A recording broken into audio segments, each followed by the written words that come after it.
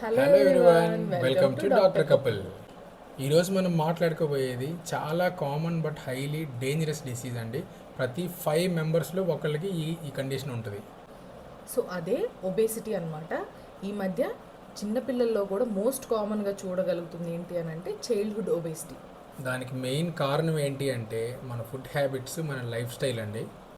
ఈ కండిషన్ని అందరూ చాలా లైట్గా తీసుకుంటారండి, అంటే లైక్ పెద్ద పట్టించుకోము. కానీ మనకు వచ్చే మోస్ట్ ఆఫ్ ది డ్రెడ్ఫుల్ డిసీజెస్కి, అది స్ట్రోక్ అవ్వనివ్వండి, హార్ట్ అటాక్ అవ్వనివ్వండి, ఇంక్లూడింగ్ క్యాన్సర్, లివర్ ఫెయిల్యూర్, దానివల్ల నెంబర్ ఆఫ్ కండిషన్స్ ఉన్నాయండి.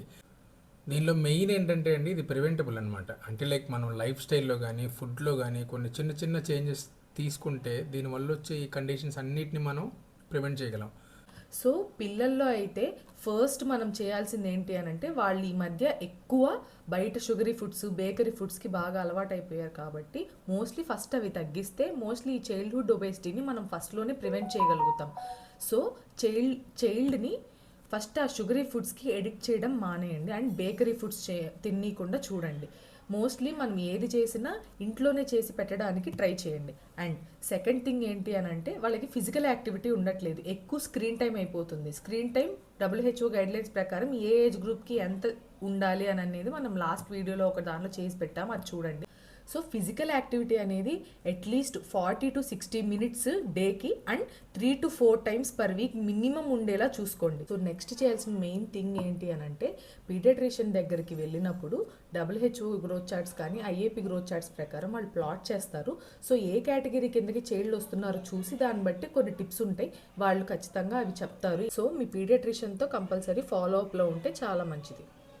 అడల్ట్స్లో అయితే బ్యాలెన్స్డ్ డైట్ తీసుకోవాలండి. అంటే లైక్ మనం కార్బోహైడ్రేట్స్ పోర్షన్ తగ్గించేసుకోవాలి, రైస్ తక్కువ తీసేసుకొని కర్రీస్ ఎక్కువ తీసేసుకోండి. ఆ కర్రీస్లో కూడా ఫ్రైడ్ ఐటమ్స్ వీలైనంత వరకు మీరు అవాయిడ్ చేయడానికి ట్రై చేయండి. అండ్ ఎక్సర్సైజ్ అండి, చాలామందికి సింపుల్ టిప్స్ చెప్తాను. ఎట్టి పరిస్థితుల్లో డైలీ 10,000 స్టెప్స్ మినిమం వాక్ చేయండి. ఈ 10,000 స్టెప్స్ వినటానికి చాలా చిన్నగా ఉంటాయి, కానీ ఈ చిన్న చిన్న థింగ్సే it lead to big impact అండి. అందరికీ ఇప్పుడు జిమ్కి వెళ్ళి మనకి ఈ ఎక్సర్సైజ్ చేసే టైం మనకు ఉండకపోవచ్చు, బట్ ఈ 10,000 స్టెప్స్ అనేవి చాలా చాలా చాలా బెనిఫిట్గా ఉంటాయి, అది కూడా లాంగ్ రన్లో అండి. So daily 10,000 steps, balanced diet, good sleep తీసుకున్నారు అంటే కనుక ఈ చిన్న చిన్న స్టెప్స్ తీసుకుంటే చాలా హెల్తీగా ఉంటారు, చాలా హ్యాపీగా ఉంటారు. సో ఈ ఒబేసిటీ అనేది ఈ చిన్న టిప్స్ ఫాలో అవటం వల్ల మనం అన్ని ప్రివెంట్ చేయొచ్చు అండి. Eat mindful, move more and let's fight obesity. So for more such medical content, please follow, like, share and subscribe to doctor couple.